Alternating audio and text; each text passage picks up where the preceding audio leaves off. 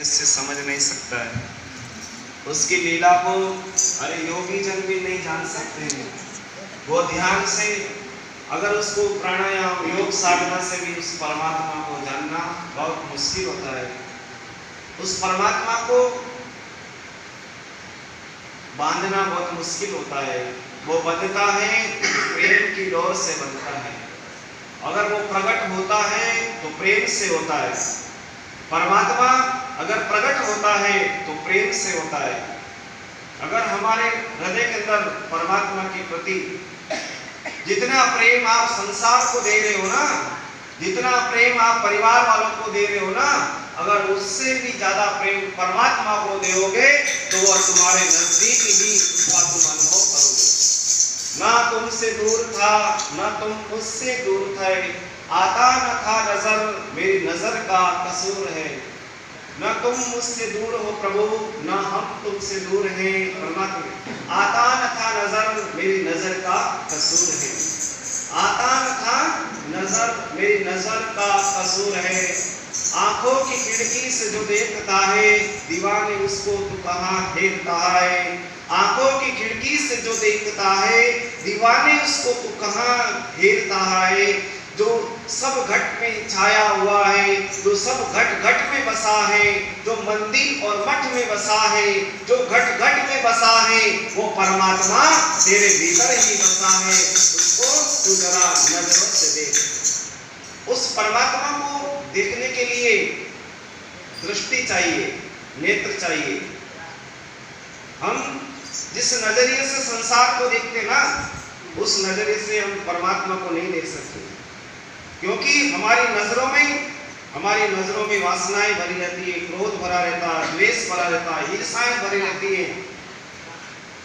और परमात्मा को देखने के लिए न द्वेष चाहिए, न ईर्ष्या चाहिए, न राग चाहिए। वहां क्या चाहिए? क्या चाहिए? परमात्मा को देखने के लिए दृष्टि दूसरी होती है। जिस नजर से तुम संसार को देख रहे हो ना, उस नजर से परमात्मा को नहीं देखा जा सकता है। हमें अपनी नजर बदलनी पड़ेगी। वो नजरें जो क्या जमाने को देखे, इसकी नजरों में मोहन बसता है। जो संसार को ही देखता रहता है, वो परमात्मा को उसको देखने की फुर्सत कहाँ है? बोलो राम। जब वो संसार से विरक्त हो जाता है, संसार को देखने की इच्छाएं मन में समाप्त हो जाती हैं, तब फिर वो परमात्मा की ओर दौड़ता है और परमात्मा को देखता है। हे गोविंद, हे परमात्मा, हे मेरे मोहन, तुम कहाँ छुपे हो? तुम किस जगह, तुम किस रूप में छुपे हो? जब नजरें हमारी उस परमात्मा को देखने के लिए तरसेगी, तो परमात्मा तुमसे दूर नहीं, तुम्हारे नजदीक ही है। परमात्मा हमसे दूर हम कब अनुभव होता है? कि जब हम उसको पहचान नहीं पाते हैं। उसको जिस दिन हमने पहचान लिया, बस पहचान कराता कौन? सद्गुरु कराता है। दृष्टि देता कौन? सद्गुरु देते हैं। ज्ञान की दृष्टि हमारे पास होनी चाहिए, विवेक की दृष्टि हमारे पास होनी चाहिए। तो ये राजस्थानी भजन है, मैं इसका आपको भावार्थ समझाता हूँ। देखो, भगवान के भजन तो सब अलग अलग भावों में, लेकिन भाषा थोड़ी अलग होती है ना। अब जैसे आप लोग गुजराती में गाते हो, आगड़ी में गाते हो, हम भी उस भजनों को पहचानने की कोशिश करते हैं कि क्या बोल रहे हैं, है ना। कुछ शब्द ऐसे होते हैं कि समझ में आ जाते हैं, और कुछ शब्द ऐसे होते हैं कि समझ में नहीं आते। तो यहाँ संवराधारी मायालो पायो को नहीं पार गई। संवरा यानी परमात्मा, भगवान कृष्ण के लिए बताया। हमारे उधर भगवान को सांवरा कहते हैं। सांवरा यानी कृष्ण भगवान का ही नाम है, ठीक है। माया यानी उसके रहस्य को कोई जान नहीं सका, भेद को नहीं जाने रहे। भेद यानी रहस्य परमात्मा का। गौरा जाया बेलिया कमावे दिन रात रे। गौरा जाया बेलिया यानी हम इस प्रकार से कहते हैं कि हम परमात्मा के भक्त हैं। गौ माता जिस बछड़े को जन्म देती है ना, वो कितना प्यारा होता है ना। तो गौरा जाया बेलिया, है ना। बेलिया कहते हैं बेल को, है ना। जो गौ का बछड़ा होता है ना, उसको कहते हैं। वो कितना प्यारा लगता है ना, कितना सुंदर लगता है। तो गौ माता उसको, अब जैसे आप लोग अपने परिवार में बेटे और बेटियों का मोह स्नेह रखते हो ना, उतने पशुओं के अंदर भी वही प्रेम होता है, अलग नहीं है। आप ये मत सोचना कि हम मनुष्य हैं तो हम अपने परिवार से ज्यादा प्रेम करते नहीं। तुम जितना प्रेम ये पशु पक्षी करते ना, उतना ही प्रेम हम अपने परिवार वालों से कर रहे हैं। बोलो राम। जैसे गौ माता अपने बछड़े और बछड़े उनके संतानें वही हैं, उनके बेटे बेटी वही हैं, वो जितना प्रेम करते हैं अपनी संतानों से, उतना ही प्रेम मनुष्य अपने परिवार से करता, उससे ज्यादा नहीं कर सकता है। बोलो राम। हाँ, पक्षियों के अंदर जितना प्रेम, पक्षी देखो अपने छोटे छोटे बच्चों को, कितना कबूतर देख लो, चिड़िया देख लो, अपने बच्चों को है ना कितना वो स्नेह देते हैं। जितना स्नेह उन पशु पक्षियों और पशुओं में है, उतना का उतना स्नेह हम अपने परिवार वालों को देते हैं, उससे ज्यादा नहीं है। उनसे ज्यादा मत समझना, उनके बराबर ही हमारी यह बताया, उससे ज्यादा हमारा स्नेह नहीं है। तो भगवान के कहते हैं कि कितना गौ माता अपने बछड़े का कितना ध्यान रखती है, इसी प्रकार से परमात्मा भी हमारा इतना ध्यान रखता है। हम परमात्मा के हैं और परमात्मा हमारे हैं। और कहा इंद्र कोप कियो ब्रज ऊपर बरस्यो मूसलधार रे।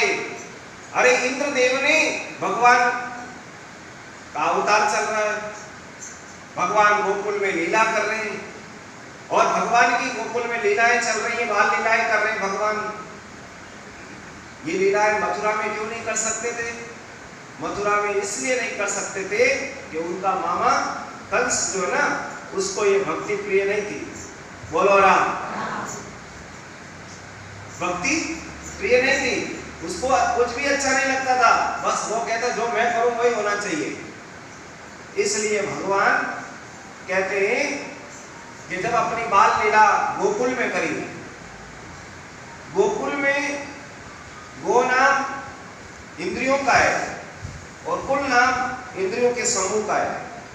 मैं गोकुल शब्द का अर्थ बता रहा हूं। गो नाम अपनी इंद्रियों का है, अपने शरीर के ऊपर है। ये शरीर वो तो गोकुल है ही, वृंदावन के पास जो गोकुल, जिसको अपन वृंदावन भगवान कृष्ण की लीला का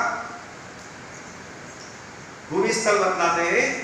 गो नाम इंद्रियों का है, कुल नाम परिवार का है। इंद्रियों का परिवार, इंद्रियों के समूह को ही गोकुल कहते हैं। ये हमारा शरीर ही गोकुल है। क्या है? हमारा शरीर ही गोकुल है। और इसको आप वृंदावन बनाओ, इसको आप भगवान की भक्ति का एक ऐसा घर बनाओ जिसमें वो गोविंद आकर के हम लीला करें, परमात्मा आकर के लीला करें।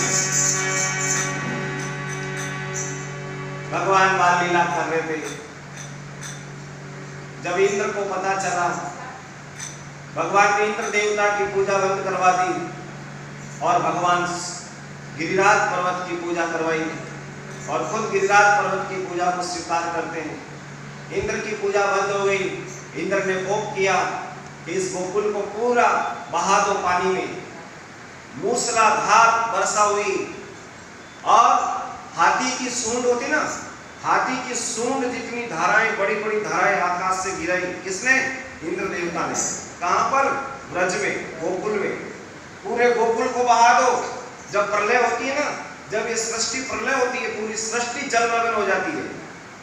पूरी सृष्टि जब प्रलय के बादल बोलाते, इसको कहा जाता है प्रलय के बादल। और मूसलधार वर्षा यानी हाथी की सूंड के समान आकाश से धाराएं गिरती है और रात और दिन गिरती है। पानी पानी पानी पानी, जल ही जल हो जाता है। इंद्र देवता ने रात और दिन वर्षा करी।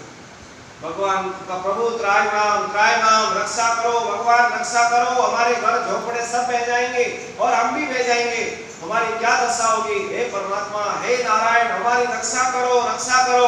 भगवान ने कहा तुम डरो मत, तुम चिंता मत करो, मैं तुम्हारी जरूर रक्षा करूंगा। परमात्मा ने क्या करा? वासुकी नाग का पैरा लगवा दिया और गिरिराज पर्वत को धारण किया। भगवान श्री कृष्ण ने गोवर्धन पर्वत को धारण किया।